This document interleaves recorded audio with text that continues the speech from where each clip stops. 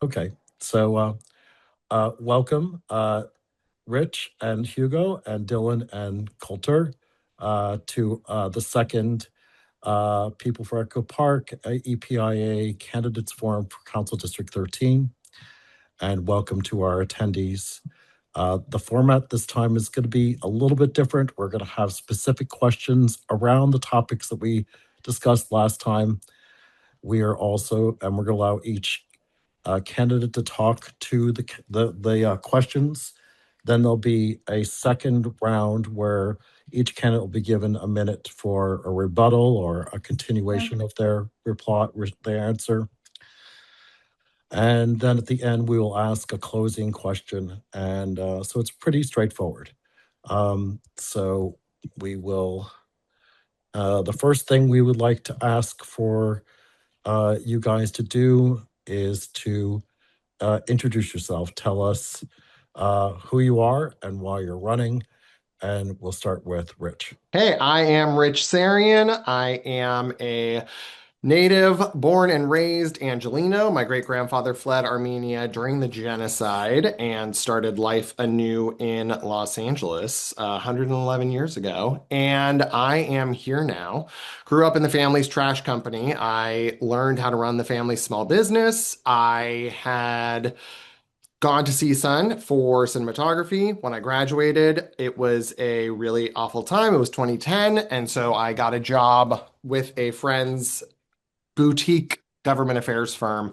And I started working with the contracting of municipalities that we did. So I was in charge of City Hall in Los Angeles. And so I was the young intern running around and took a liking to the politics. And I ended up in the Hollywood community. I was put on the Hollywood Arts Council as a board member in 2013. I got heavily involved in Hollywood, and that turned into being hired for the Hollywood Business Improvement District for overseeing the clean and safe ambassador operations in, areas like the park, along the Walk of Fame, and the ins and outs and economic development strategy. In 2023, I started with the South Park Business Improvement District. I am now the vice president of that bid. I oversee the clean and safe operations there, so working closely with LAPD, LAFD, the mayor's office, the council office, getting a lot of stuff done in that regard, as well as economic development strategies and getting downtown into an actual recovery mode and getting things turned around again. I was a part of the convention center expansion conversations, and that's where I realized that our city council has a lot to do to overcome the hurdles of bureaucracy. Why I'm running, things are a little bit dirty around here. I got to focus on trash. I know what we need to do for city services and our budgeting errors. Thank you, Rich. Hugo, Yes. Thank you. go ahead. Thank you so much, Andrew. First of all, let me thank people for Echo Park and the Echo Park Improvement Association for hosting this forum. Thank you to our moderator, Andrew, and for Adam for doing stuff on the back end, to my fellow candidates, and to everyone watching live or will be in the recording. My name is Hugo Soto-Martinez, and I'm proud to serve as your current city council member for District 13. I was born and raised in Los Angeles. I'm very proud to say that my parents immigrated from Mexico and were shoe vendors for a large part of my life. I was the first in my family to go to college, and like a lot of students, I was working while I was in school. I was working at a hotel, and just before graduating, I helped organize a union there, which brought life-changing wage increases, benefits, and respect on the job. It was an infectious feeling that I continued for 16 years, organizing workers all across Los Angeles and the country. And about 4 years ago, I decided to run for city council because I felt the city was headed in the wrong direction, and that many of the challenges we were facing were the result of decisions being made at City Hall. Decisions that made it more expensive to live here, decisions that neglected basic services and streetlights and trash pickup. And I know that we could do better. And I still know that we can do better. But since taking office, we've made some real progress. We've invested more in fixing and fortifying streetlights than any other council district. We've expanded unarmed response programs so first responders can focus on urgent emergencies. And we limited rent increases for most renters in the city for the first time in 40 years. But I know there's still so much more to do. That's going to take a broad coalition, and I am proud to have earned the support of the LA County Democratic Party, the Federation of Labor, local leaders like Assemblymember Calosa, Senator Durazo, and more than 40 organizations across the city. Because at the end of the day, it's very simple. Building a city works. We need to build a city that works for everyone, and I hope to earn your support. Thank you, Hugo. Dylan. I want to echo this time, not muted, what Hugo said, and thank both Andrew and Adam for organizing this for the Echo Park Improvement Association. I did not write out what I was going to say to introduce myself, so I will not be reading. I am going to just briefly tell you a little bit about myself and why I'm running in this race. So I've been in this district for 30 years. I moved here in the 90s. I was a bartender in the middle of Hollywood. In the late 90s, I went to college. I went to UCLA. I too also worked my way through college, only I bartended, which means I got home at 3 a.m. and then woke up at 7:30 a.m. to catch the #2 bus down Sunset because there was no parking at UCLA. From there, I returned to Hollywood and I built the only school in the country to use arts-based education to disrupt the path to chronic homelessness for high-risk young adults exiting foster care, juvenile justice, called Hollywood Arts. It got national attention. Ashoka flew out from Washington, D.C. to meet me to discuss scaling. I then became a foster mom, and when my foster son started his own family very young and I became a grandmother, I stepped down for Hollywood Arts to focus on my family. And I built a company around a novelty product, a bowl with feet, that I turned from something small in my kitchen table into an international company where we manufactured in China and I was flying overseas frequently. We were distributed in 9 countries. So I took a little product and scaled it to international growth, staff of 10. More recently, I joined the Hollywood Chamber of Commerce to work on cleaning up the intellectual property around the sign and the stars. The goal of that cleanup was to invest more money into our community foundation. But along the route, I discovered again that Hollywood 30 years later was in a terrible state of neglect. And to the point of why I'm running, because our district is in a massive state of neglect. And we've prioritized ideological rhetoric over results. And I think it's time to bring council back to center so we can create a working ecosystem again. Thank you. Colter. Thank you. Yeah, thank you all for attending this evening, and thanks to the Echo Park Improvement Association for hosting this important debate. My name is Colter Carlisle. I'm the vice president of the East Hollywood Neighborhood Council, where I've spent the past several years working directly with residents, small businesses, and city agencies to solve real problems in our community. And I want to start with a simple question. Do you think our city and your neighborhood is better today than it was 4 years ago? And for a lot of people, the answer is no. We're seeing more pressure on renters, more strain on small businesses, and a city government that too often feels unresponsive when people need help the most. I've seen this firsthand. Residents reaching out and getting no response, neighborhood councils stepping in because the system above them isn't working. At the same time, we're facing a wave of irresponsible development projects that threaten to tear down rent-controlled apartments and displace working families. And you see it clearly in proposals like the Sunset Bus Lane, a project that would reduce traffic lanes, remove parking that residents and businesses rely on, and push our already strained infrastructure closer to the breaking point. And I'm the only candidate in this race who opposes the Sunset Bus Lane. I'm running to protect rent control housing, to fight back against bad luxury projects, and to make sure development in Los Angeles is responsible and actually benefits the community it touches. And more broadly, I'm running to get Los Angeles back to the basics: clean streets, safe neighborhoods, functioning city services, and a government that actually responds. Because a city is not built with just concrete or steel. A city is fundamentally built on trust. Right now, that trust is broken, and I'm running to rebuild it by making City Hall more accountable, more responsive, and focused on the people it's actually supposed to serve. Thank you.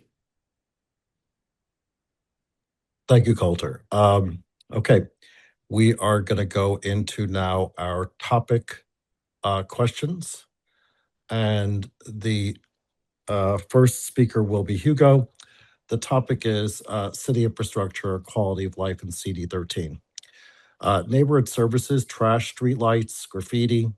The city is budget constrained and not allocating resources to maintain quality of life. Services such as quality of life services such as trash overflow and streetlights.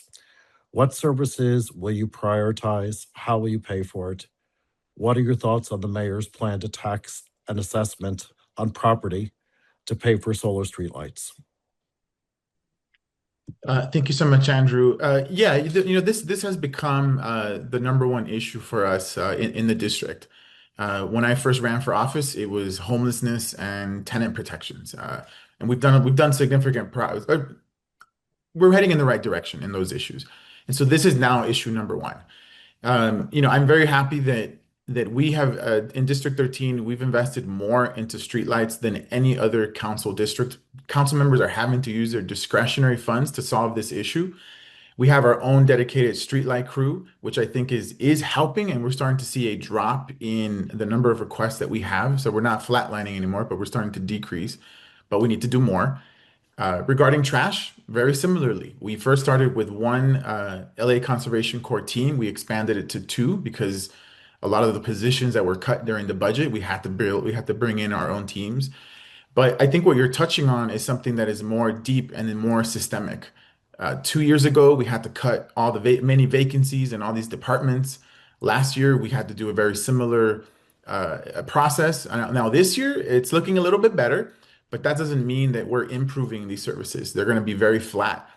And so, in order to solve this, we need to fix the structural issues of our budget. That could be by increasing the pie, bringing more tax revenues in, or being more efficient. I think that looking at bonding, we're looking at how many streetlights we can solarize. There's a tax measure right now, as you mentioned, that will reassess the street lighting fees that we charge to homeowners who have street lighting an assessment, because that has not been brought to today's standards. We're still working with a budget from 1996. I think that's something that property owners will have to decide. I'm not a property owner, but if I was, I would support it because we need to have a budget that reflects the needs of today. Labor and costs have gone up, but if it passes, I think we'll see improvement. Thank you, Councilmember. Dylan. Quickly, could you repeat the question again, Andrew? It is in the upper. Oh, fantastic! Thank you. Left corner. Yeah. Great. Okay, so there's a lot going on here. I mean, first of all, I think quality of life issues are the number one concern for most of the constituents here in Council District 13. It's certainly the neglect of the district is certainly evidenced in what we're seeing here on our streets, and that's everything from the gang tagging to the bulk furniture. Steve Lopez published yet again another article today about the trash that quickly piles up and gets turned into encampments. I would disagree with the council member. Homelessness is still very much top of mind for the residents here in Council District 13 because of the failure to enforce 4118 or 5611. We've allowed encampments to continue to proliferate in this district, which has multiple challenges, certainly in terms of public safety, in terms of rats and vermin, in terms of, again, just how we feel safe walking down the street.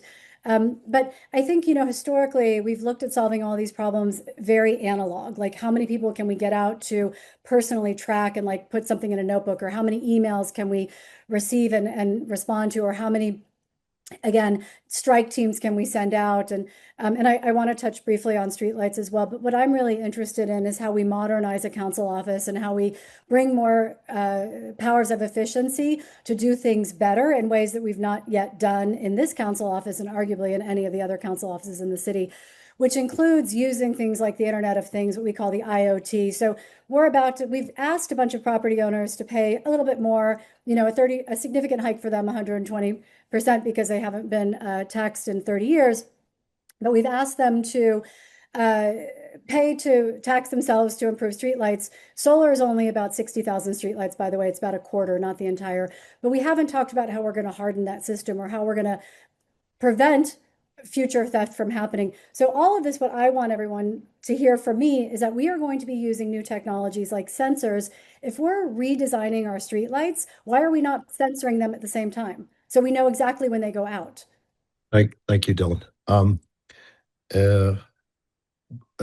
Colter. Yeah, Andrew, thank you for the question. And just in terms of what city services I prioritize, to me, public safety is something that we absolutely need to prioritize. I really appreciate that our council member is getting teams out to fix the streetlights. I think that's a great improvement. Um, my only, fear about the situation is, it has taken a long time, right? It's been years now we've been dealing with this, and now in an election year, we're finally coming in trying to get these things fixed. In terms of your question about do I want more taxes to pay for these streetlights, I think we need to take a broader look at what's happening with taxes and fees in this city right now. From my viewpoint, the city has not handled its fiscal situation very well. And now we're coming in and asking the taxpayers to pay more and more in taxes at a time when we have inflation going up and the cost of living going up for most Angelenos. So I don't think it makes sense for us to be increasing taxes and fees at a time when we already have all these inflationary pressures on normal people, and that is not something that I would support. Thank you, Colter. Okay, Rich. Thank you, Andrew. The services I would focus on: cleaner streets. We need to bring these clean street teams in-house. I know that right now we're kind of contracting with LACC. In CD7, Councilmember Rodriguez has her clean street team. That is a roaming group in trucks that cleans up the streets and the sidewalks. Trash cans are overflowing. I believe that we need to add more trash cans. It is proof that adding more trash cans and having them emptied regularly actually removes litter and debris from sidewalks and streets. It's my main focus in my career and how I grew up. I am all about clean streets. So that is a main focus. Also improving the public realm. So the basics, planting trees and that, all of those things. Also, homelessness is the number one issue still in Los Angeles. We sent $500 million back last year because we didn't spend it of grant funding. We spent our own money before we spent $500 million on homelessness. I want to go through how we're spending on homelessness to really, really get down into it and come up with a more strategic plan so that we can solve homelessness and not just manage it as we're doing. The ways that I would increase our spending would be increase our budget would be through economic development and strategy such as market research, data, really improving the Walk of Fame as I had when I was at the Business Improvement District in 2018 and 19, all those empty storefronts, but also making it easier for businesses to open faster so that we're getting their taxes immediately as opposed to delaying things and developments so that we can get taxes faster.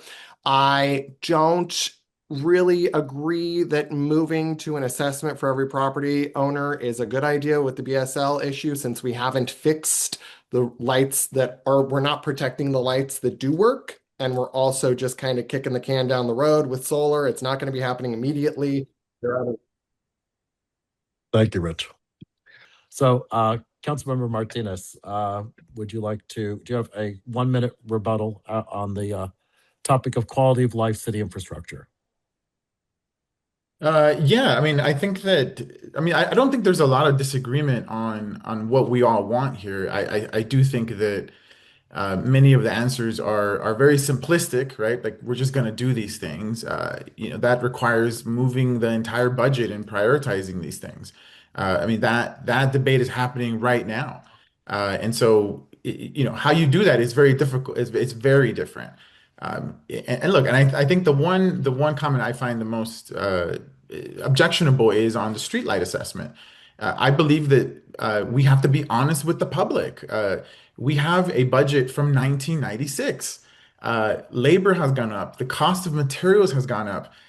And those conversations need to happen with the public. It's like if you want your streetlights to be fixed within a week, which was the case in 1996, we have to have a budget from 2026.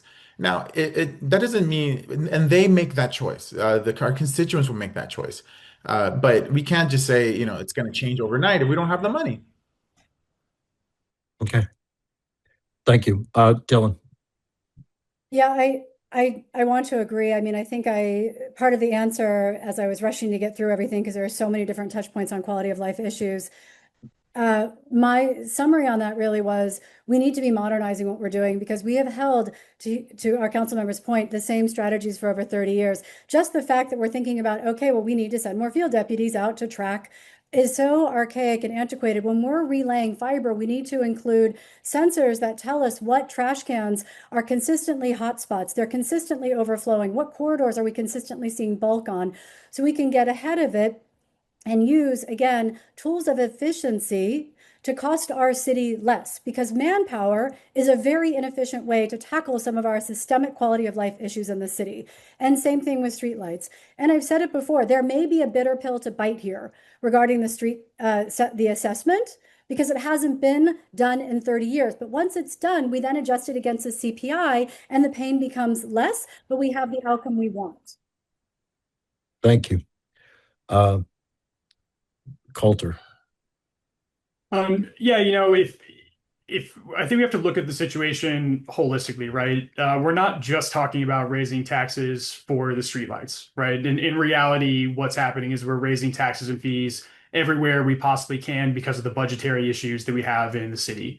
And so, I don't think this is a situation where we can be asking voters to raise taxes to handle these streetlights when we haven't been able to keep them on in 4 years, when they're already struggling with all these other taxes and fees. So, as much as I would like to be honest with the public, I think we need to be honest about what's happening to our overall tax rate right now and whether or not we're spending the money that we have appropriately before we go to already overburdened homeowners and ask them to pay higher taxes. Thank you. And Rich. Thank you. My main issue is with asking them to tax themselves this assessment. If they vote no, then what's our next step? What's our plan? We don't have a capital infrastructure plan or plans. I'm glad that charter reform is suggesting we start doing that. I would like to protect what's existing before we sign up to pay for what needs help being fixed. Solar is not, I don't know, people will tell you solar is still being outperformed by itself year by year in regards to technology. So I think we just really need to dig down and figure that out. I also know that when it comes to budgeting, you fight for what you know needs funding, and it isn't hard. It is hard work to fight and get what you want. You're not going to get it, but you really have got to go after it knowing what you know needs the funding. And that is budgeting with and against a few council members in the dais. Okay, so we're going to go on to policy topic number 2.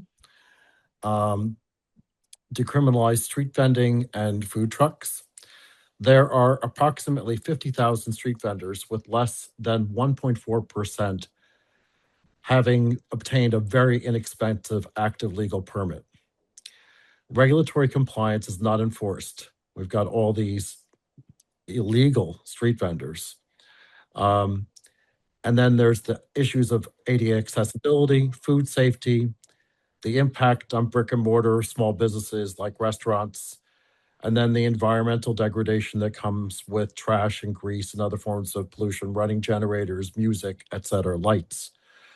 How will you address the issues of street vending? What is your position regarding street vending inside of an iconic location like Echo Park Lake that actually has very little green space and other city parks? And the first person to answer this question will be Dylan. Thank you. So we saw a rapid expansion of street vending as a result of 2018 legislation in Sacramento, the Safe Street Vending Act. And as a result, we decriminalized, selling on our sidewalks, both food and consumer products.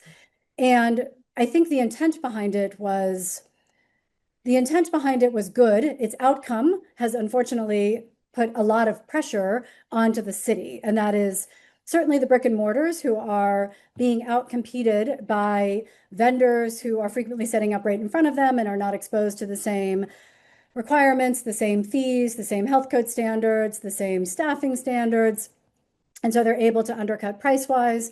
And I think at this point, we're doing nobody any good turns by failing to regulate what's happening on our sidewalks. So I do stand firmly in the camp of needing to enforce, because it's the best thing for all. Andrew, as you stated, we're out of ADA compliance. We're using bus stops to hang clothing, which is putting pressure onto our public transit systems. I think at this point also we've seen what I call industrial scale vending. So the idea that it was a mom and pop with a fruit stand, I've certainly known on Hollywood Boulevard, I literally see master cartons of counterfeit product being delivered right to the boulevard, set up and sold on card tables in front of our souvenir stores, who are paying $250,000 a year in rent. And they're able to sell 3 magnets for $9 instead of, the $9 for 1 magnet. So I think the first step is to use some of the same strategies that San Diego has used in clear time, manner, and place restrictions, which do allow us to put some structure back into the street vendors. We enforce certainly against ADA, certainly not having a permit, although that's probably the lowest hanging fruit because it's so easy to reconcile. And we create better pathways to jobs as alternatives. Thank you, Dylan. I want to remind you that you didn't get a chance to talk about Echo Park Lake, Park. maybe for your rebuttal. Thank you. And Colter. Andrew, another really good question.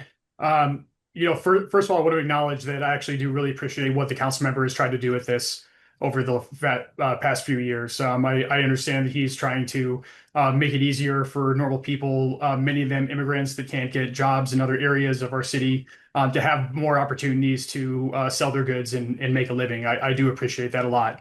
But I think what we've seen happen is that it's gotten too out of control. We're seeing too much pushback from the public.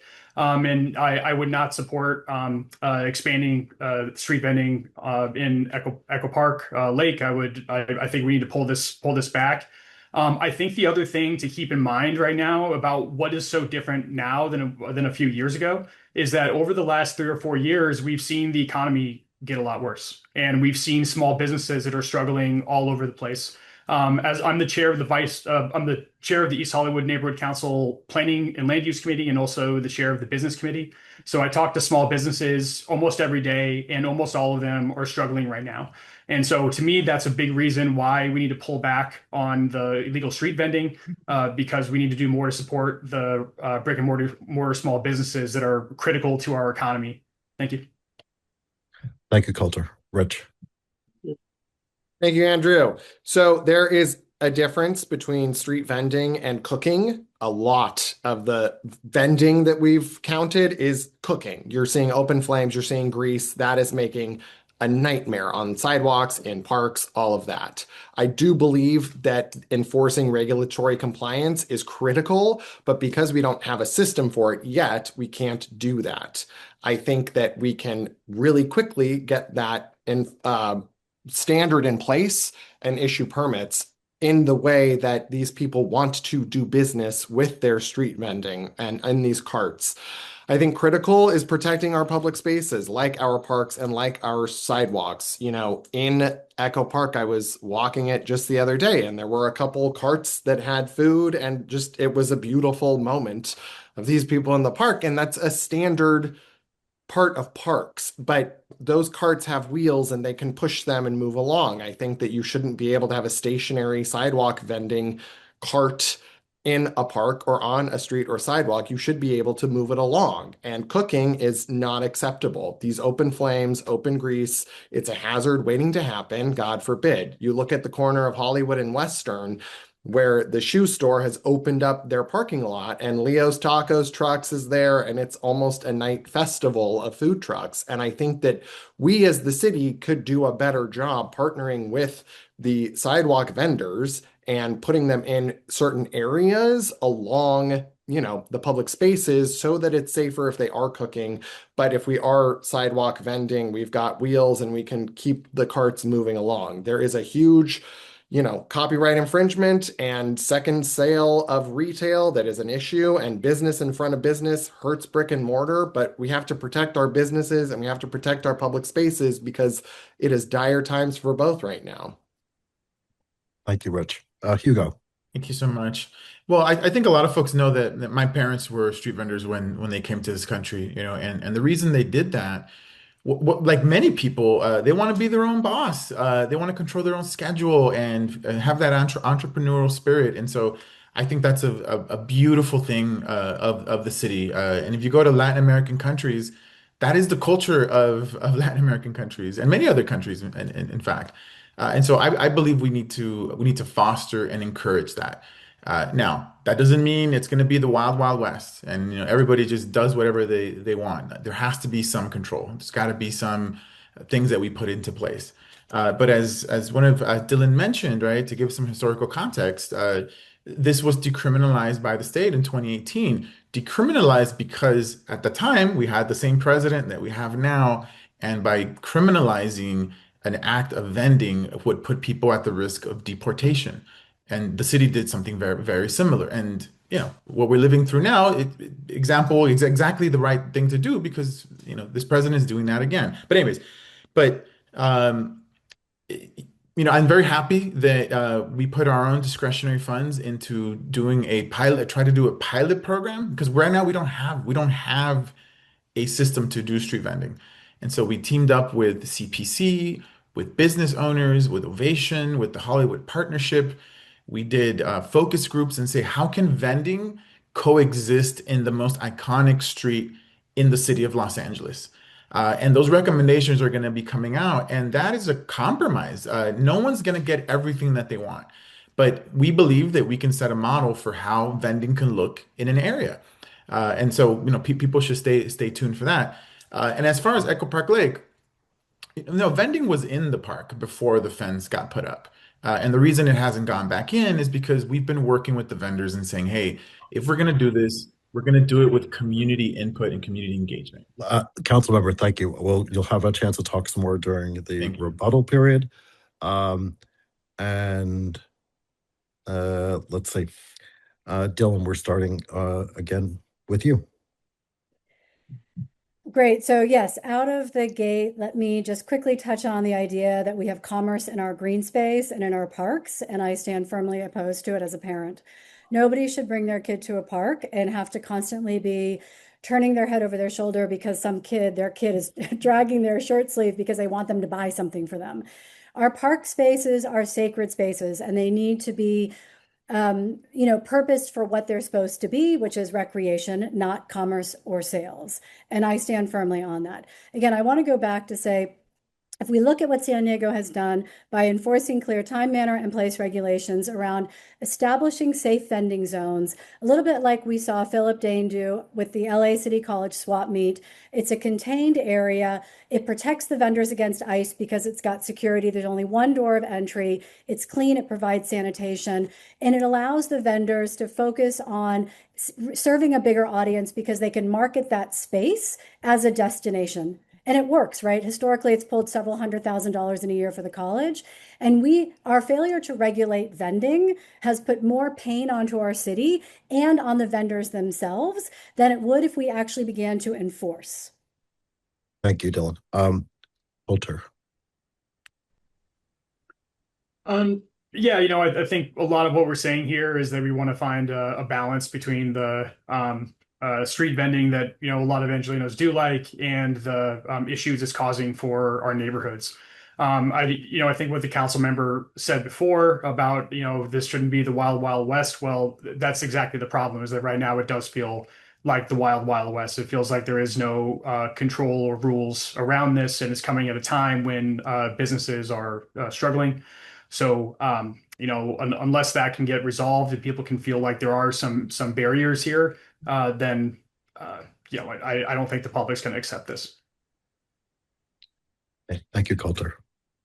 And Rich. Thank you, Andrew. Yeah, I love, like I mentioned, putting the program together. Like the council member just started working on, I would have started that day one because it is the Wild West. And the Hollywood Walk of Fame is the worst tourist attraction. It's been like that for a while now because of the vendors. I was studying with the New York Times Square team on how they did what they did a few years ago with their Times Square, having figured it out, different state, different laws. But what we can also do is work with our senators to have them introduce amendments to redefine protecting of public space and no stationary carts inside of parks or out on historic landmarks. It's nothing but really dedication and making sure that you've only got 4 years to do a job and you got to start this day one. I mean, we can't be thinking about sidewalk vending and then introduce a program 3.5 years in. Hugo. Yes, I'll talk a little bit about Echo Park Lake since I didn't have a chance. As I was saying, street vendors were in the park before the fence went up, 2022. And the reason they haven't gotten back in is because we have been working with them. There is an organization, Community Power Collective, that go out there and organize street vendors. Where they are present, there is enough of a unified voice where we can work with them and deal with the things that come up. And so at Echo Park, the vendors have not gone back in because we have asked them to just please be patient, and because we need to do community engagement. Similarly, when we took down the fence, we door knocked, we talked to people, we did town halls, and so I do want to see vendors in the have access to that lake because they're trying to pay for their provide for their families, but it's going to be done in a controlled way with the community's input, and I believe we can get it done. Thank you, Hugo. So we're going to move on to topic number 3. Policy topic 3. So this is under public safety, but specifically the community has become aware that the maintenance of city streets is actually, the procedure has been flipped by an initiative that was called HLA, Healthy Streets Los Angeles. HLA mandates that bus lanes plus bike lanes plus wider sidewalks are required when the standards aren't met, whenever the city repaves at least 1/8 of a mile of street. So as a result, you have to do these extensive studies, which take a lot of time and cost a lot of money, which means our streets aren't getting paved. And so we see this happening right now with the Sunset Project, which is going from basically Union Station and will eventually wind up connecting all the way into East Hollywood along Sunset Boulevard. So the question to you all is, do you support all the aspects of HLA, reduced traffic lanes, designated bus and bike lanes being implemented for this section of Sunset Boulevard that goes through CD13? And whatever your position is, if you could explain why. The second question is, what's your opinion about HLA? Do you think that it was one of those ballot measures that was perfection over progress? Should HLA be revised so that it's more flexible, it's more streamlined, and it's more contextually sensitive? So these questions, Colter, you will be the first person to answer this question. So like I said in my opening statement, I'm the only candidate in this race that is opposed to the Sunset bus lane. I think it's going to be a complete disaster and completely untenable for the people of Silver Lake and Echo Park in particular.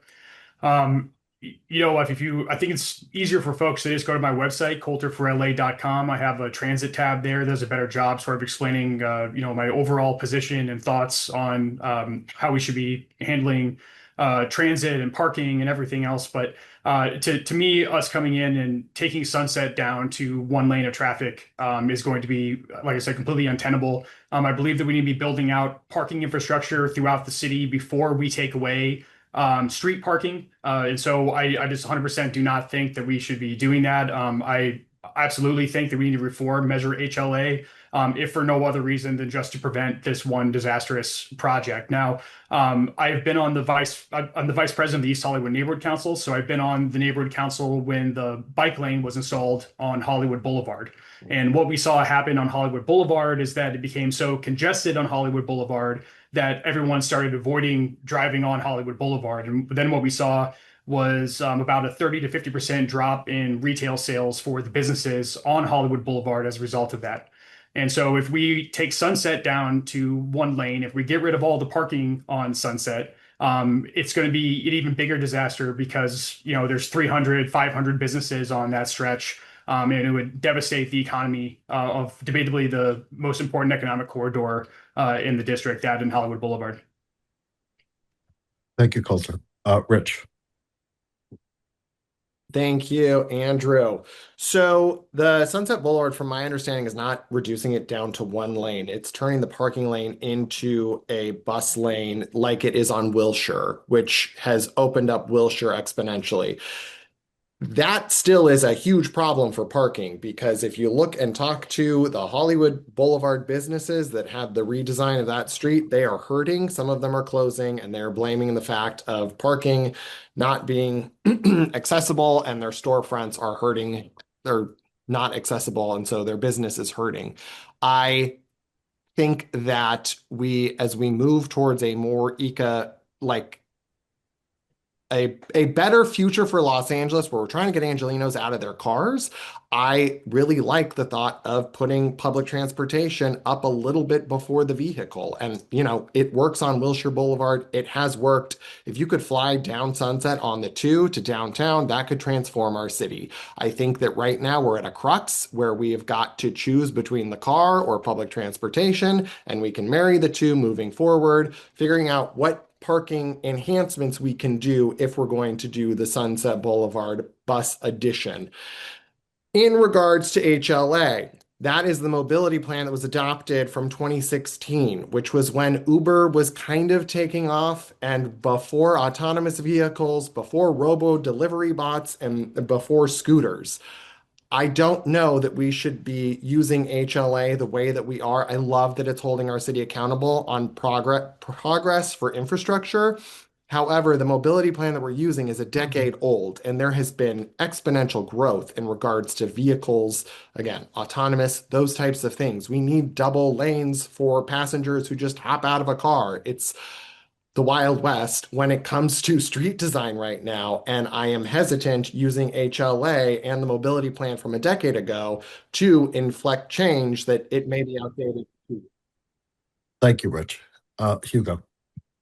Yeah, thank you, Andrew, for giving context of HLA and the sort of the what we're dealing with, and I'll if I'm going to add a little bit more. The mobility plan was created in 2016, and it was a really great visionary document that said this is how we're going to transform our city to make it more walkable, more bikeable, more bus, which I think are things many people want, including in this district. This district had the highest vote in favor of Measure HLA than any other district in the city.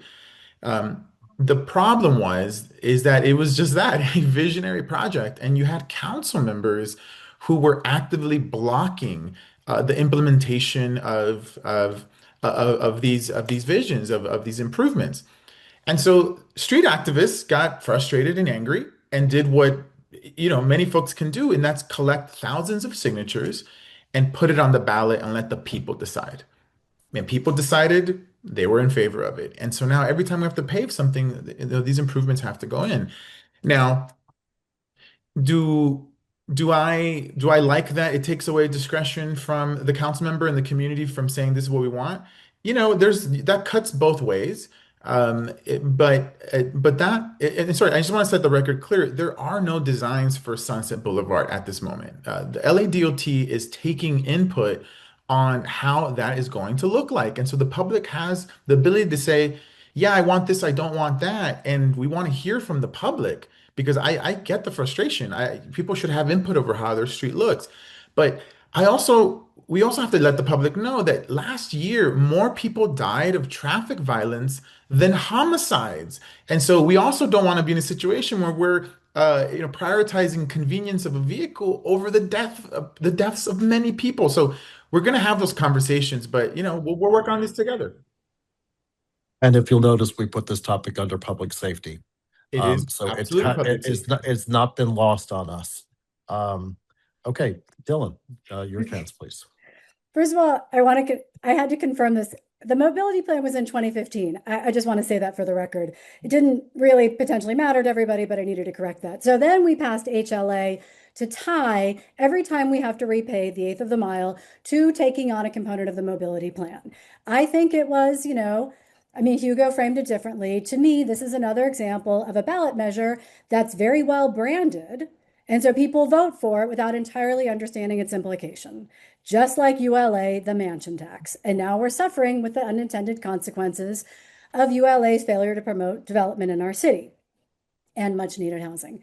So to answer the question directly, Andrew, I think HLA was problematically sold to the voters, and they didn't understand necessarily that in order to reduce vehicular death, which if we want to focus on the public safety component, we would have to take away car lanes every time we repave. And I just think, again, that was a branding sleight of the tongue that left us where we are today. So also, I have the LA dot kind of informational worksheet in front of me.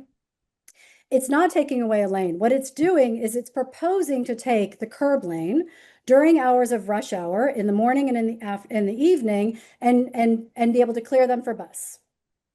Okay. We can attempt a survey. I filled out my survey too. I publicly said on X, I found it to be full of bias, which was problematic. I think survey bias is real and government probably needs a quick lesson. Whether that is the right way to improve the outcomes for buses and transit riders is something we're in the middle of holding community meetings around right now, including, recently at various neighborhood councils. I will say though, if our goal is to prevent vehicular death, there are other ways to slow down a street without causing congestion and removing lanes. And I firmly stand against removing lanes on Sunset, which is one of our major east-west thoroughfares. There's literally Thank God you, for that Dylan. extra minute. Yep, we're going back around. So we're going to start again with Coulter for one more minute of carrying on or rebutting. Yeah, so number one, I've been in the meetings with the Los Angeles Department of Transportation around this issue. They are 100% going to build this bus lane. And the other problem is then you have to consider the dedicated bike lane that's going to go with it. Sunset is just way too narrow in stretches of Silver Lake and Echo Park, and it's going to definitely be backing up traffic all up and down Sunset Boulevard. And so the idea that, oh, this is in some survey phase, I went through this exact same thing when we were dealing with the Hollywood bike lane. They told us all those exact same things. And then wouldn't you know it, they do the exact same design as all the other places in LA that they put in these bike lanes. So if you don't have experience dealing with the Department of Transportation the way that I do from my 5 years on the neighborhood council, then yeah, maybe you would say this is in a survey phase. It's not in a survey phase. And I also want to make sure I call out Rich here, who posted a social media video saying that Hugo did not do this bus lane project fast enough. And so I am the only candidate in this race that will oppose this project and keep that from happening. Thank you, Coulter. Rich. Thank you, Andrew. My post was about Streets for All, which was an incredible project that turned into the conversation and what's happening now with LIDOT and community and public input. I'm redesigning 11th Street with a firm, MIG. I've got all of the city departments doing it downtown. It's a really exciting project. So I know street design and what needs to happen in regards to community input.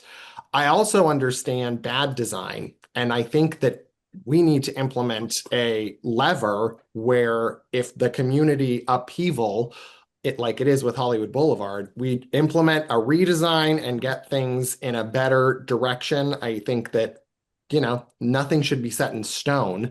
And if we do end up with a bike lane that is just an atrocity on Sunset Boulevard, we figure out how to push it on one side or on, we really have to be better about design when it comes to post-community. Thank you, Rich. Hugo. I just I'll use my rebuttal to emphasize, that this is an example of many things, gone wrong and gone right. We did this project 2035. We said Vision Zero. We created this entire document, and then the city, what did they do? They did nothing. They did not implement it, and the public feels frustration around the city creating these visions and then not doing anything. And then you had council members that were killing projects. That's council members having too much power. The public says to us, council members have too much power. They have these little fiefdoms. HLA took that away. And to me, Measure HLA is about giving people options. When, I love Mexico City is one of my favorite cities in the world. When I go there, you know what? You can take a bus, you can take a bike, you can take the Metrobus, you can take the Cablebus, or you can take your car. we're the second largest city in America and the richest country on earth, and we don't have that for people. So this is about creating options. But again, we're going to have to work through that with the public. Thank you, Hugo. Dylan. Yeah, I quickly want to say, look, if I've heard that LA Dot is going into neighborhood council meetings and saying something different than what they're saying and what they're submitting to the general public, that is another conversation that needs to happen if government is being inauthentic to the community members. Coulter, I believe that's your experience. It is not what they are messaging to the public. It's not what we're receiving in our mailboxes. So again, that's a separate conversation to be had. And we know government acts nefariously sometimes. So I can't tell you what's happening directly. I have heard other NCs say the same thing, Coulter. Okay, let's put that to the side. Again, we have a lot more power within our council districts to push back a little bit against Hugo to design streets smartly in ways that do not impact traffic flow, but also promote walkability. Shade architecture, stacked parking. I mean, we are using none of the tools in the kit. Instead, we continue to come in with a mallet. But I need everyone in this room to firmly hear, I do not support minimizing Sunset Boulevard. Thank you, Dylan. So we're going to move on to question topic number 4, which is housing solutions. Housing is in a crisis in Los Angeles. Building is too expensive. Permitting and inspection processes are too time-consuming and expensive. Entry-level buyers cannot qualify to buy homes. So there's a rental trap that's going on that drives up costs, and it squeezes the workforce, the elderly, the economically marginal. Meanwhile, neighborhood character is being undermined in terms of both policy and lack of policy. So expanded rent protections undermines the economics of small mom and pop owned rental dwellings. And then they fail. And then you have big developers that come in and with state and local incentives, they build these large, denser projects that have zero character. So, and zero quality in terms of what the public actually experiences. So, how do we make housing cheaper and easier to build and more accessible for both renters and first-time buyers? And how do we solve this dichotomy of building while still preserving neighborhood character and ensuring that what gets constructed will look good in 50 years from time instead of looking bad? And we will start the answers to the question with Rich. Awesome. Thank you, Andrew. Cheaper and easier to build. We have to, we're saying reform ULA. I'd repeal and replace it immediately. We know what works. We know what we want. It got here pretty quickly. We could put something in its place pretty quickly. I also am really inspired by Mayor Bass's Executive Directive 19 today, which introduced technology as a way to streamline permitting, the way that San Francisco has been doing, and things that a lot of us have been talking about needing to do. I know that you could also really, what needs to happen is DWP reform. That was one of the things in Mayor Bass's directive, which is energizing LA DWP. Things like that immediately that would really get stuff going so that we could start building again. In regards to keeping neighborhood character and quality, the living communities and livable communities initiative is incredible. For those of you unfamiliar, it basically is a pattern book for a neighborhood and how new construction, which would be gentle density, not a 20-story building in the middle of Echo Park, but those types of lower density buildings that look like the neighborhood. I'm in a fourplex that's 100 years old. I've always wanted to be in a 100-year-old building because of the charm and the character, and courtyards are really what people want to live in too. And I think we really have to break the model of construction for housing in regards to aesthetics so that we're not just building these HEPA filter looking high rises and actually building buildings like when you go to another country you see and it's 200 years old and it looks like it was just built recently. You can have community guidance of a project and make that really be a big part of developing for housing if, we can get ULA really restructured because the clock is ticking with SB 79 that we got to get out in front. Thank you, Rich. Hugo. Yes, thank you so much, Andrew. The way I am very supportive of some of the things we've done in the city. I was supportive of ED1, which streamlines and makes the process of building 100% affordable housing much quicker. And that has brought on many folks ready to build those projects. And I think that's good for a lot of folks. I'm supportive of ULA. ULA just recently, using the money that we've got from the transfer tax, we've now put out a NOFA. So in other words, a notice of financing for 80 different projects that's going to build. Much of that's going to be affordable. I think that's a great thing. I was supportive of CHIP that helped bring higher density in many parts of the city and doing those ministerial, again, taking away the power of council members to say whether they like that or not. I think all those three things are great to making housing cheaper and easier to build. But here's the thing that I think the public has to grapple with. That removes discretion from council members. It removes the ability for the public to say whether this is a good project or not. And we have, what you're describing as generic boxes that look bad and get worse over time. Now, how do we solve that? I think using some of the social housing that is in ULA. ULA has this really great pot in there that could be used for new time. So we can look at housing in a very different way, not looking at it as something that is commodified, something that people make profit off of. Doing community land trust, doing shared ownership, things like that. I think that's going to create avenues for folks that maybe will never be able to buy a home in Los Angeles because it's so expensive, but they can have a form of ownership that is not profit driven. And so I'm very excited to see how that conversation shapes with Measure ULA Fund. Thank you, Hugo. Dylan. Oh my gosh, this is such a broad topic. I'm trying to decide where to start. So let's start, first of all, on why all of our buildings look the same and look kind of bland, right? And just look like these big boxes. I think someone called a HEPA filter.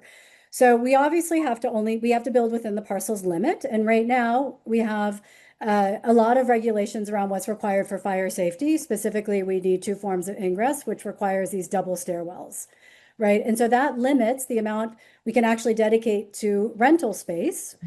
If you have to work within the 2 spheres. So we now know that Lee has authored an assembly bill to make at the California state level single staircase reform, something that cities can put into their housing codes. And so we can build around a single staircase in the middle and get those 3 bedrooms, because you also have to have light that goes into every bedroom.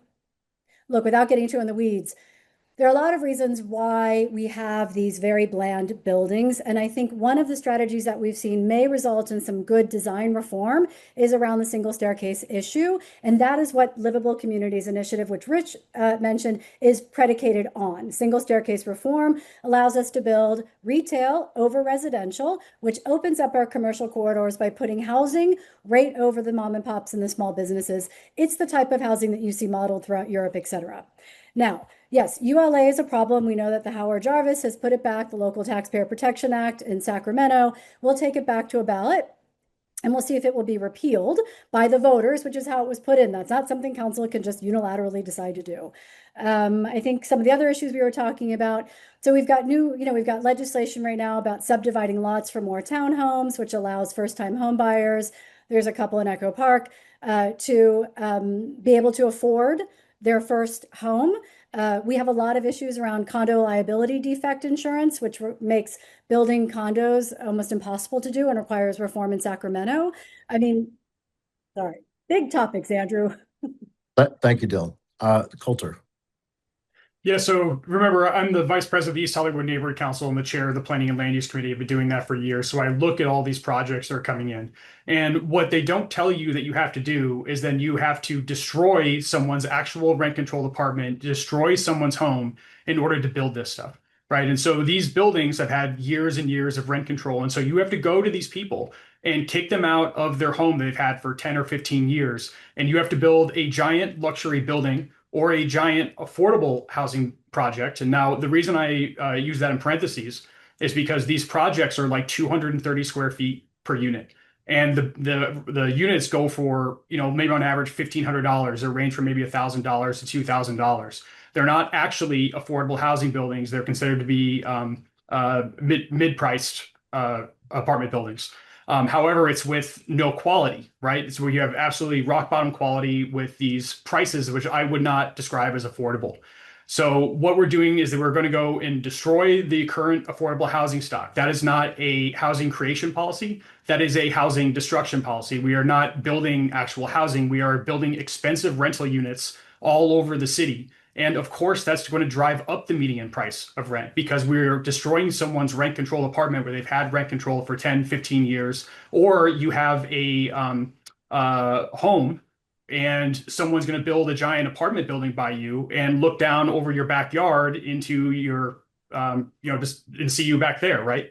And so you're losing all your privacy, you're losing your quality of life, and all while we are actually driving up the average cost of housing. This is not a housing creation policy, it is a housing destruction policy. Thank you, Colter. Rich for a rebuttal. Yes. As someone who lives in a rent stabilized and has lived in a few rent stabilized, and knowing that homelessness only increases with removing rent stabilized units or any units, really, we cannot allow rent stabilized units to be destroyed for development. So the development I'm talking about would be on the multiple parking lots, like the ones at banks and the ones at that derelict retail that just sit there with no cars.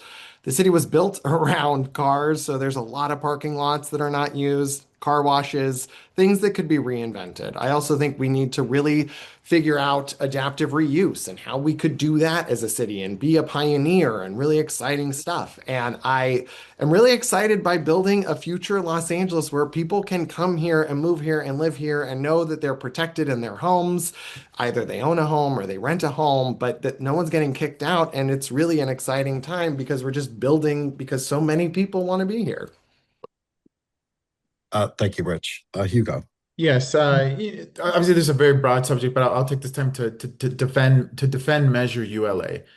Measure ULA is a tax on properties when they're sold of over $5 billion, whether it's commercial or housing.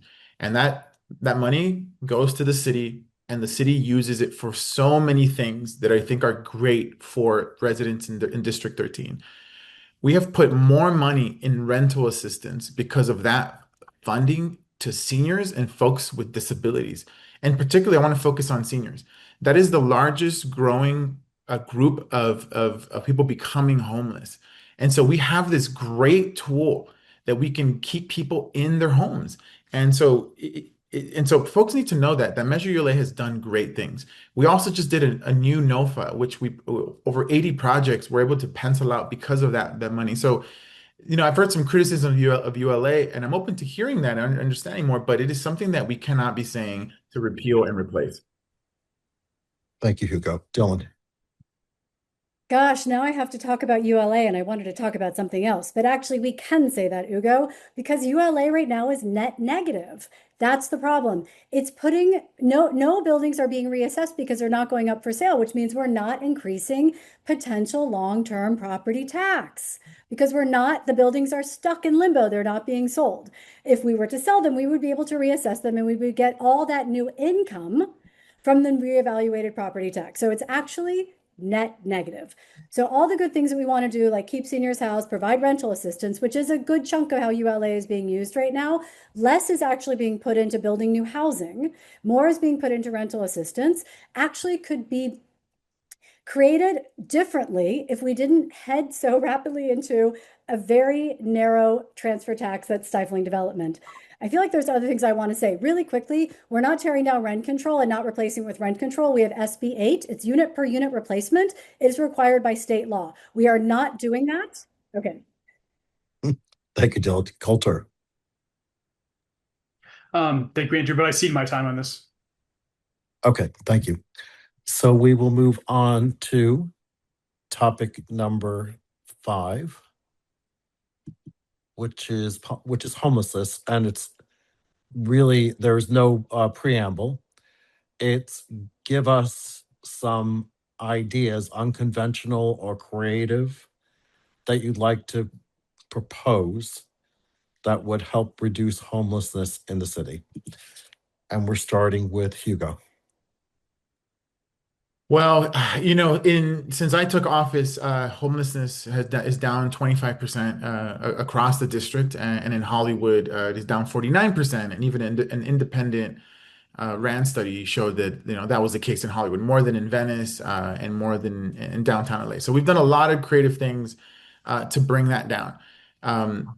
And I want to talk about them. The first thing we did is to stop the flow of eviction to homelessness pipeline.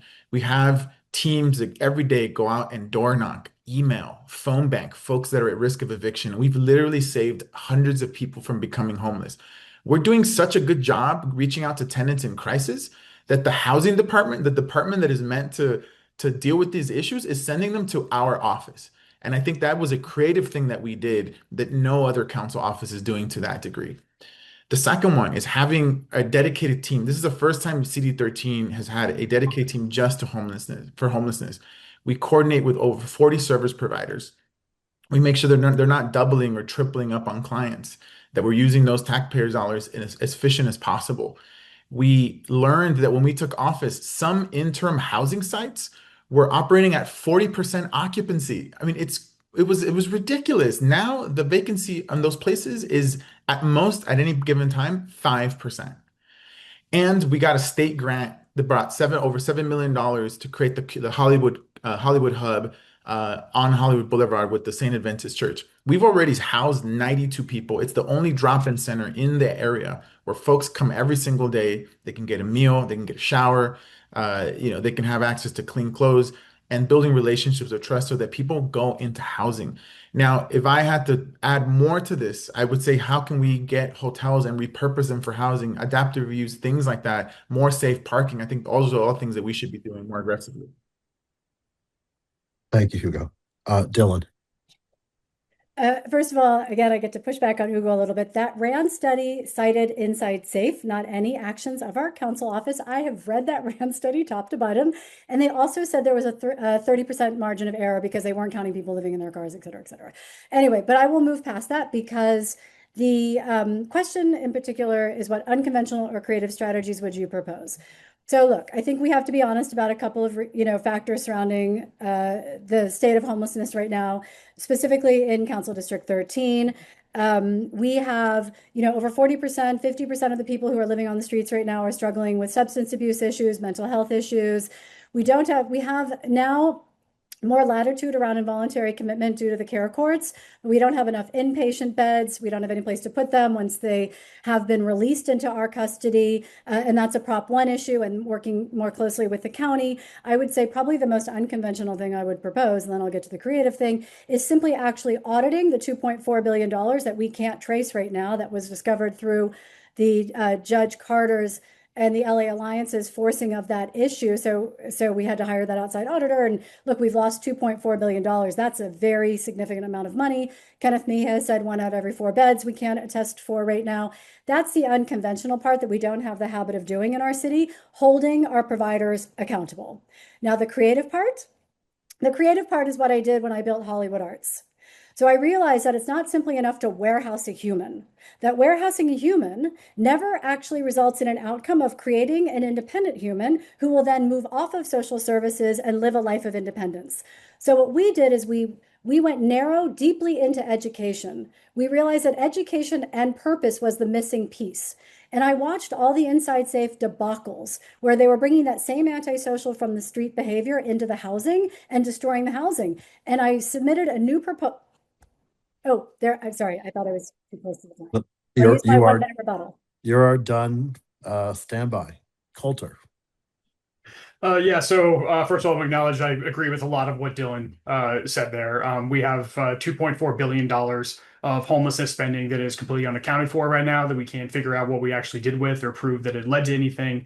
That's just completely unacceptable to the voters, and we're going to have to rebuild this system from the bottom up after seeing that scathing report. The only other thing I'll add on top of all that is to say that what we're doing right now by going and creating all these policies that destroy our rent-controlled apartments, places where people can currently afford to live, and then forcing, elderly people out, working class people out of those rent controlled apartments is going to drive up the median cost of housing and cause more homelessness. And so, if we're not protecting the rent controlled apartments, and we're not protecting the affordable housing that we currently have, then what are we really even talking about here? So that to me is the huge missing piece of this puzzle in terms of how we handle homelessness. Okay, thank you, thank you, Colter. Rich. Thank you, Andrew. So when I was at the Hollywood Partnership back in 2021 with Chris Larson, who was our president and CEO, we realized how many homeless service providers there were, and we didn't actually know, but we were like, what's going on? And so we started tracking how many homeless service provider organizations and people there were in Los Angeles, and it was hundreds. And what we did after realizing that was kicked around the idea of like, hey, what if we kind of copied the model that they're doing in Houston and figured out how an organization could streamline and make all of the service providers collaborate so that our homeless residents are not being thrown here and there or dealing with different people. So what we did was we gave Hollywood Forward a $50,000 grant to hire an executive director and come up with the plan to create an umbrella type strategy for homelessness. And that is what has been working and why Hollywood is seeing a success with homelessness, unlike in other areas. So creatively, that's what I've done and what I would do in every single neighborhood, kind of the copy and paste of Hollywood Forward, so that we've got an umbrella organization and that services are in the same place. We're taking care, it's a one-on-one basis with our homeless population. I know that we also need to be preventative. So, yes, ULA has a fund for rent stabilization, but looking at Inside Safe and how much money we spend on that, we could take $20 million from that and create a rent stabilization fund. We don't need it to come from ULA and create things like that that are long-term and not contingent on a ballot measure. I think that we can be proactive and make sure that, people don't fall into homelessness and are there to catch them when they fall. We sent back $500 million. Thank you, Rich. Hugo. When I took office, one of the first things we did was take note of every single encampment we had in the district. And we learned that we had 115. Now that number is significantly lower. Oh, you're giving me 2 minutes, but thank you. That number is significantly lower. The media bid, which we work with very closely, even their own testimony said there was over 100 people living in the street around their area. Now it's less than 10. How have we done that? It's because we have the team coordinating. We've stopped the flow of homelessness. Are we done? Absolutely not. Every day I go out and I still see folks living in the street, but we've made progress and we're heading in the right direction. We opened the Jan Clayton Center with over 50 new beds. That was under my watch, even when folks were saying there's no money for that. And next week, stay tuned. We're going to be breaking ground on Sierra Vista, another interim housing site in East Hollywood. So those are all the things that we're doing, but we got to keep pushing. Thank you, Hugo. Dylan. Okay, so I'm going to go finish the conversation I was headed towards on what happens when we warehouse people. And I understand the impulse is to move people quickly off our sidewalks and our public space, and I stand behind that. Everyone knows I stand firmly behind 4618, safe passage for ADA, for moms with strollers, kids around schools, all of our sensitive zones. But I also firmly have understood and saw myself when I built Hollywood Arts, and we served over 300 homeless young adults, ages 18 to 28. Hollywood Arts merged with My Friend's Place, a nonprofit serving the same population in Hollywood in the mid 2000s and 10s. I was no longer at its helm. Is that, again, the model where we can warehouse somebody and simply say, okay, we've done it, we've succeeded, doesn't actually work. It leads to rapid recidivism. And that's exactly what we've seen with Inside Safe. The big LA Times article that just, a week or two ago uncovered that we spent hundreds of thousands of dollars per person and 40% were back on the streets. So the creative idea, is, I'm gonna have to do better. Sorry. Okay, Colter. Yeah, I'll be quick. We couldn't account for $2.4 billion in homelessness spending. There's no way you can look at that and say that it's a success. It's not. It's with you. This is just so unbelievably expensive. We have a decaying city budget. We have decaying city services, and the public just absolutely will not accept us having $2.4 billion in spending that's unaccounted for. That's not success. I'm sorry. Okay, Rich. Honestly, the amount of money we've been spending on homelessness, it should be solved by now. Like these wins are great. Yeah, but we're spending billions of dollars. And are we winning? You talk to people in the homelessness industrial complex, and they'll tell you that homelessness is turning into a more transient lifestyle. It's less encampment because our city is doing anti-encampment sweeps the way that it has been. And so it's becoming transient. Housing is great. We need housing. But on top of that, the opposite of addiction is connection. They need connection and they need programs. In Trieste, Italy, it's a beautiful model for homelessness and solving it because when you've got people in housing that have finally decided, I'm done being homeless, they take housing, you provide them with programming for recovery, for medicinal care, for all of the things that they need. A lot of them are starting life from scratch with housing. We need to be there to help them rebuild their lives. Thank you, Rich. So now we will move on to our final policy topic, which is city economics. The city has been on a trend to regulate and create mandates for businesses to support workers. But meanwhile, we're experiencing a tremendous amount of small businesses, especially brick and mortar businesses like restaurants, shutting down, and entire industries like the film industry abandoning Los Angeles. Um, we do have some bright spots, but the question is, what do you propose to do to increase support for small businesses, which is the backbone of any economy, and then to bring back industries or reinvigorate industries like the film industry and support burgeoning industries? What is your plan with regards to city economics and businesses? And the question starts with Dylan. Sorry, I'm only laughing because once again, I'm like, where do I start? So number one, I've been very open about wanting to run CD13, like a small business policy testing lab, which means we work with the Department of Planning. We're able to fast track very low impact permit uses. I mean, I think we've all heard stories about it takes a year to get a yoga studio opened. It takes 3 months to do a permit for one pop-up activity. So we want to, first of all, again, use our council office as an opportunity to try new things and to fast track permitting through this fast lane activation path that I've conceptualized.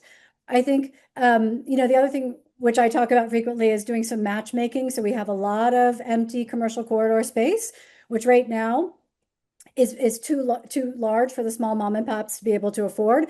So we can, I can encourage commercial landlords to cut up the floor plate. If you look at like a Dover Street Market, same thing we can do with outside street vending to bring it in. We can carve up the floor plates, which brings down that the amount of rent that a smaller mom and pop is going to have to pay.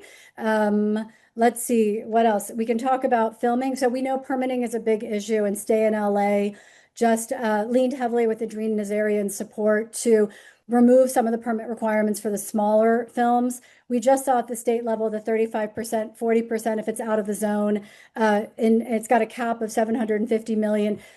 I want that uncapped. And I think the council district office in Hollywood, which literally covers the brand of Hollywood, should be working aggressively with our legislators in Sacramento to get that uncapped, because it will promote more filming in the city, which again has that halo effect to increase the number of jobs that our residents have.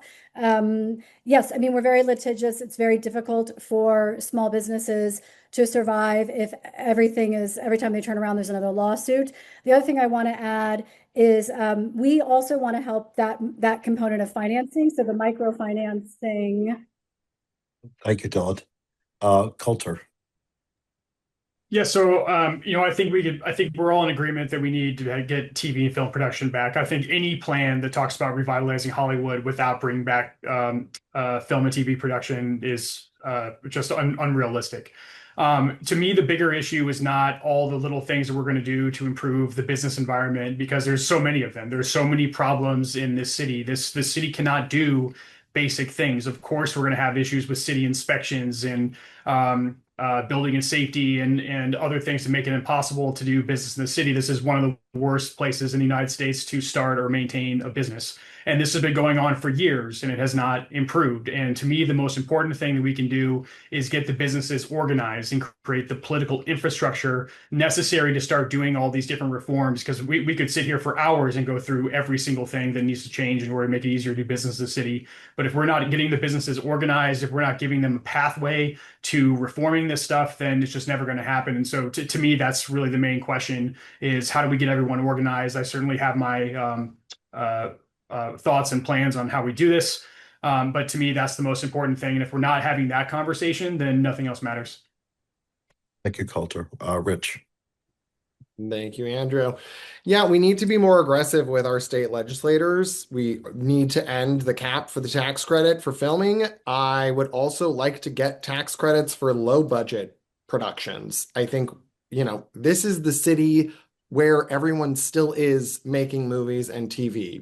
The prop shops are closing, the wig makers are moving, all of these things we're losing. And if you were able to get more tax credits, instead of just for 20 feature films, getting it for theaters and bringing back that kind of economy so that we've got small budgets being shot here and we've got small budget theater, we can really enhance our creative and art economy, because the amount of money that a theater goer spends in the economy is like $150 per ticket because you're going to get dinner. And I think that we really can build back theater up here in Hollywood and throughout Los Angeles. We lost Theater Row, but everyone's still here. That's the thing. And all they need is a little bit of money and a little bit of hope. And it's would really go a far way. I think that the industry is imploding and it's changing. So we can't bank on a studio system the way that it was booming in the 90s and the economy of Los Angeles, even 15 years ago. We need to kind of like be there to reinvent what this looks like. And in the meantime, it is local art, theater, and low indie budget filmmaking. I also really, really, really think with small businesses, we have to help them. Al fresco has become a nightmare. It shouldn't. It should be as easy as putting out chairs on the, parking lot space across the sidewalk. We are sitting on tourism as a golden egg for an economy. We could have an insane economic revenue stream coming in from what we could do to capture tourism, to attract tourism, and those are just a few ideas. Thank you, Rich. And lastly, Hugo. Yeah, thank you, Andrew. Thank you for bringing up this really important issue. It's I have a lot of friends who work in the entertainment industry, and they've just been hurting really bad. And I'm sure all of us here have friends in that industry. And the challenges are real. I know folks are bringing up the tax credits, but Ireland and Australia and other folks are doing way more aggressive tax credits. And it just feels like a race to the bottom that if we only focus on that, we're sort of missing a little bit what we can do here in the city.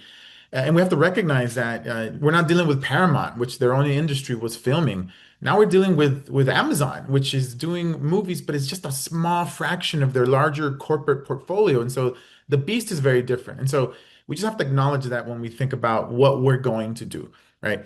And so I am very supportive of Councilmember Nazarian and what he's done, because small production, small film, those are things that the big guys, the big corporations are not focusing on. But those are our friends. Those are folks that are micro shoots. They're talented. They're doing things on a very small budget, making it easier for them. I think it's a wonderful thing that we can do for businesses, mom and pops, legacy businesses, things like that. We talk to them all the time. Their biggest challenge is rent. Rent is going up. Unlike if you live in a rent controlled unit like myself, your rent is capped. It isn't for commercial property, but that is a state issue. But what we've done, in the absence of having the state put a rent control on commercial real estate, we just have to deal with what we have. Um, Doing legacy business grants, I think, have been a great idea. We need to expand them. Doing Jedi zones where we send folks to go door knock and talk to the Economic and Workforce Development Department, go out there and say, what are the things that you need and give them the tools, I think have been great. We have to expand that. And I'll talk more about it in my rebuttal. Very good. Thank you, Hugo. Dylan, back to you. Okay, so again, I'm not sure which one I want to take on. So first of all, studios are obviously staying here. Netflix is buying Radcliffe in the Valley, and don't tell that to David Simon and Echelon because he's dropping $550 million into a studio at Western and Santa Monica. But I want to go back and say, yeah, we have a very unfriendly business climate at the moment, and that's due to multiple factors. Again, street vendors setting up shop rate in front of legacy businesses are putting a lot of pressure onto the legacy business because they're not held to the same requirements. We have I'm sorry, I'm trying to think. We have public safety issues. So, for example, insurance has gone up 4x for small businesses that are adjacent to encampments or encampment fires. That's just a reality. That if we do not create a safe environment for businesses in which to operate, they will feel that pain and insurance increases. It also doesn't increase footfall because they're not going to get. I mean, the core economic model, make money to spend money. Oh, sorry. I'm sorry. Okay. Thank you, Dylan. Colter. Yeah, so I mean, in terms of what hasn't been added to this conversation already, the other huge fear that I have around this is that we're going to be in a situation where the city is going to try to increase taxes and fees in order to make up for other budget shortfall areas. That's something that I just absolutely believe that we should not do because that's just going to put more pressure on small businesses in general. I think the other sort of elephant in the room that we have to acknowledge here is that over the last 3 or 4 years, the current council member has been in office while this has all happened. The current council member has allowed all these industries to fail. It was not a focus of his during his time, and now we're in this spot where we're having to be reactive and go back and try to fix these industries and try to help small businesses. And so I just don't really see how folks could look at the situation and think that the current council member is going to be able to resolve this problem when all this happened during his time in office. Thank you, Colter. We have Rich. Thank you, Andrew. Yeah, there's so much to say about it. At the most recent budget hearings, we had Noah Wiley, an actor who was making the case for why we need tax credits, and none of our elected officials were there. And it's been like that for decades, but no one has thought that they could go up to Sacramento and be there with the rest and push for this and be a part of contract negotiations because this is our economy for our city. And we've watched it, fall apart. And it's really a sad scenario. I mean, I grew up here in the 90s and was like just a product of how exciting film and movies was. But anyway, I do think also clean and safe for our small businesses. They are hurting because the streets don't look as great. They're not welcoming. Again, going back, Larchmont, people love going there. Feels cleaner and safer than in certain areas of the district. And I think we have to give all areas of the district the same level of love and attention, whether they have a bid or not. And Hugo. Yeah, look, I'll focus on how we can support our small businesses. I talked about some of the things we're doing right now, right? In the Jedi zones, we have the Economic and Workforce Development Department literally going door to door, having conversations with owners and saying, do you need microloans, low interest loans, technical assistance, facade improvements, things like that? These are the things that they're asking us to do. Unfortunately, they only belong in smart parts of the city. I think we should expand that. Sunset doesn't benefit from that. Atwater doesn't benefit from that. I think that would be a great start. I think council, and I do believe in the areas where there aren't bids or chamber of commerce, we need to find a way to tie those businesses together. In Echo Park, we have an Echo Park chamber, but it's not as established as it is in Hollywood or in Larchmont. I think we got to figure out a way, how do we help them build that infrastructure out so that we can advocate together for the entire business. So that's something I want to look at for my next term. Okay, thank you, Hugo. So that concludes our our policy topics, and we have a concluding question that we would like to ask everybody, and this is 1 minute with no rebuttal. And it is, what will your priorities be during your first 6 months, excluding getting your office staffed up? And the question starts with Colter. So there's a lot of things that we have to accomplish in our first 6 months. I'm not going to be able to go through it all in 1 minute, but I'll give you what I think are the most important things, which is that we reform and revitalize the neighborhood councils so that we create a better avenue for normal people to get involved and improve their community. Right now, the current council member and the city council have made that impossible. The neighborhood councils on the verge of collapse. And so now normal people have no ability to go in and affect their government and reform their government. And so we need to be able to create a pathway to do that. And that way we can also build out a consensus across the district on different policies. The other thing, of course, like I said earlier, is we need to get all the businesses organized. And so to me, the most important thing that we do in that first 6 months is that we get the neighborhood councils revitalized and reformed, and we get the businesses organized. That's going to lay the political foundation for us to start affecting policies over the rest of the term. Thank you, Colter. Rich. And thank you for this question. So what we're going to do, first 100 days, we're going to start with a deep cleanse of the district. That's going to be the initiation of our Clean Street team, getting that up and running. The budget, I want every single line item to look at that, to go through it, every department. I want the ins and outs of how we're doing things and getting streamlined access to that. I already have Assemblymember Matt Haney and Chris Larson, who's leading Houston, Texas, their economy, that are ready to come meet me day one so that we can talk all things that San Francisco is doing right, and then I can talk all things that Houston is doing right, and we can figure it out. I also will be taking meetings with every single community organization, from neighborhood councils to bid to chamber. We are going to be on a listening tour in those first 100 days, and I look forward to just getting excited with everyone, hearing all of the things and figuring out how we move forward. Thank you, Rich. Hugo. Well, I'll be starting my 5th year when this starts. My office and I have a sort of a mantra, is we're always committed to improvement, right? We hear feedback, we understand how things have changed, and we're like, how can we improve? And so during this election sort of season, we've heard a lot from our constituents. Definitely looking at our street cleaning team. We have 2 LACC teams, but people have asked me, are you willing to look and do more? Absolutely. And so right now, my district director is looking at that analysis, how we can improve the cleanliness. Maybe 2 is not enough. Maybe we bring it in-house. This is be committed to improvement.